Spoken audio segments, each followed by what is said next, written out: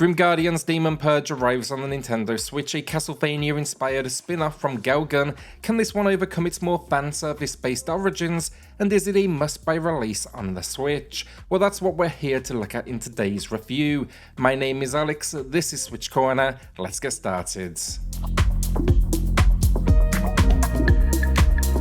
If you do enjoy today's video as well, do consider subscribing, helps the channel a huge amount, and here you'll find reviews and deals daily. This story then is pretty light-hearted as you would expect given the game's origins. We follow two sisters, demon hunters, Shinobu and Maya. On our way to school, we are entering the gates when it turns into a massive demonic castle. It seems we've been transferred to another dimension.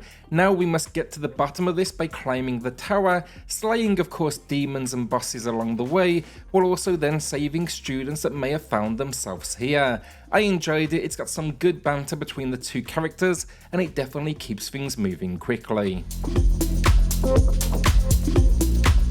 Gameplay then, and while I have heard mention of Metroidvania a number of times around this game, it is more Castlevania than Metroid. The idea here really is overcome relatively straightforward levels, but they do pack multiple pathways that you can explore once you gain the necessary abilities. You can also jump back between levels thanks to teleportation columns that you find at the opening of each. I wouldn't, however, consider it a single large interconnected world.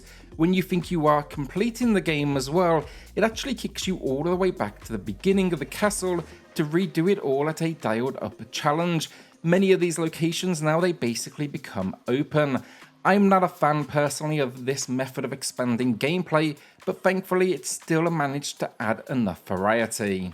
The real unique element of gameplay here though is we can switch between the two characters at any time using the triggers, and this will be essential to our success. Shinobu, she leverages guns, Maya a sword, meaning here we have both ranged and close quarters options.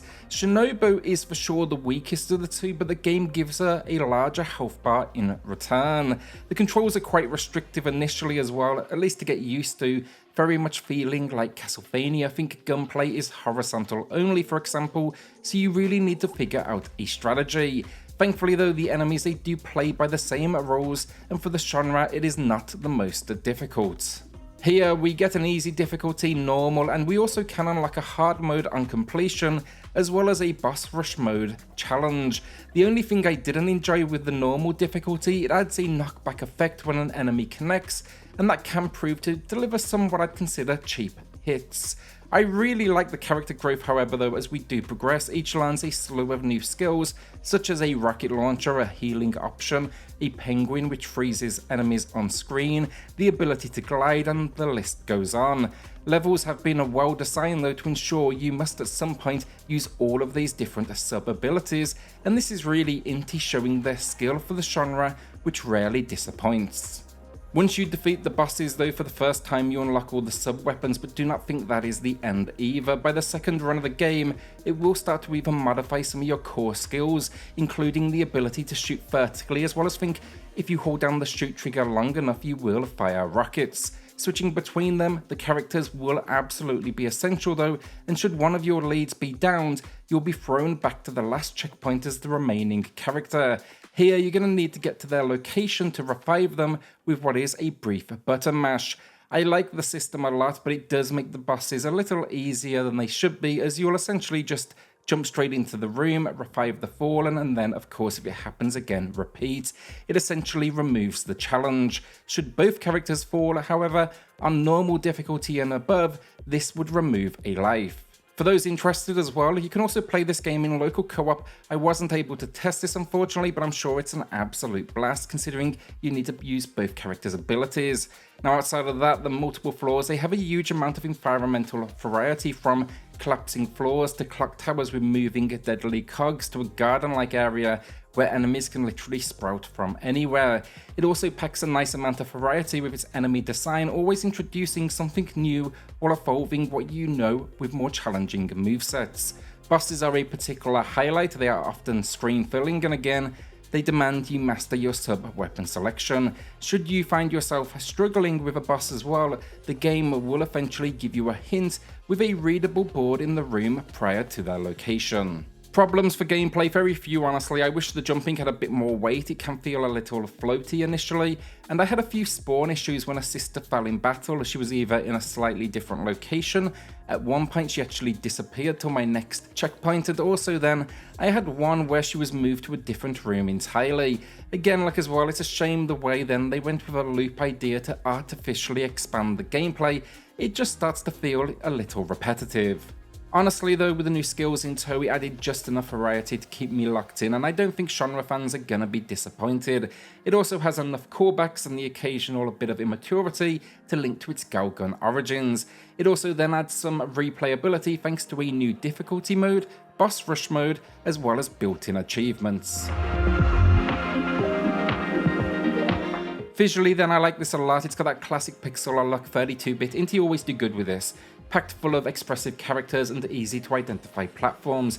The locations have a huge amount of variety, which I did not expect given the castle setting, and it's also just really well animated, not only in battles, but small environmental pieces just to kind of keep this world alive. Bosses then are probably my favourite visual element, just grander in scale with some truly devastating attack patterns, and just generally they are so unique. Also, for the majority of the game, cutscenes they are going to be dialogue boxes within the game world, but occasionally we do get still images that use the Galgun style, and these they look particularly strong. They also do a good job with this switch by highlighting big moments and character introductions in this alternative style. Audio finally, and honestly I was hoping for a little bit more. It's not bad, just nothing I guess special. The soundtrack suits the world, but it's not one you'll be listening to offline.